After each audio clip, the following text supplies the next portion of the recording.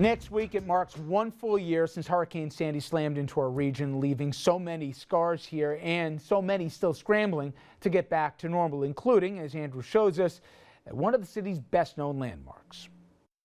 Anybody like a drink here? One of the oldest restaurant bars in Manhattan's South Street Seaport is finally open for business. The Paris Café has been around since 1873, a historic gathering place for the likes of Thomas Edison, Lucky Luciano, and Faye Dunaway.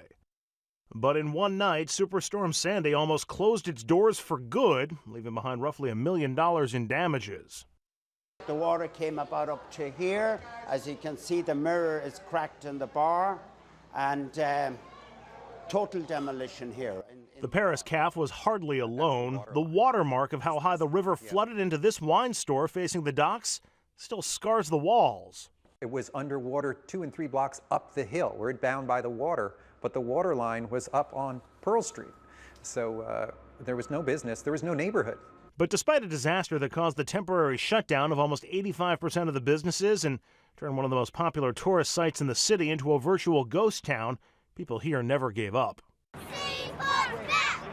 Today, young and old members of the community marched to the banks of the East River in a symbolic gesture to pour buckets of water back into the East River. Their message? The seaport is back. Making it worse, many businesses didn't have flood insurance, like the Paris Café. They only got a small handout from federal and local sources to help cover their losses, and they're still waiting for more aid. And it is back in business, with more businesses opening up every month. The pier itself is slated to get a $200 million makeover, but the area still has far to go. The seaport is back! Just one note, the Paris Café, also known to many as Paris Cafe. But he was damaged by the storm. Yes, he was. You know, next week we're going to be doing quite a bit on FiOS 1 about the storm 1 year later, and we've been really invested for the past year in so many of those beachfront communities, seaside communities in both Long Island and New Jersey, where our particular focus is. But I've been asking, I know there's no easy answers, but if anybody thinks we're not going to have another storm of this scope, it is so short-sighted and delusional, and I don't know what, if anything's been fortified or changed since then. And I can already bad way forecast the questions are going to come, but they are, and they're going to be fair. So I don't think people want to hear the tough truth about the money, about the new realities, but we're going to be there. And I can tell you from dealing with some of these mayors, they don't know what they're going to do the next time.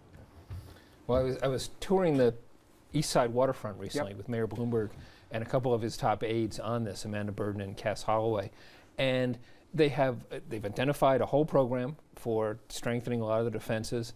They have a lot of good ideas for doing things on small scale. If they reject the whole big, build a huge gate out past the Verrazano, which is, crazy expensive and everything. But, they also are planning for Sandy being, number 2 hurricane being like the worst thing you're going to get. Yep. And that won't necessarily be the case. No. I know they looked at a plan from Rotterdam, St. Petersburg in Russia. They tried to see it, but they priced it out and they said, who's going to pay for it? You would think, at the very least, we would have come to understand that climate change is real and a problem and needs to be addressed. No. Keep waiting. Yep, absolutely. Climate change. Right. Oh, don't even. Well, that is before we get into this. It comes and goes. I was so close. I was so close. All the time we have for tonight. Thank you for making point for me.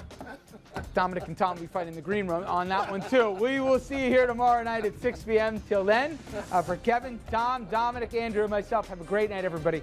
We'll see you tomorrow.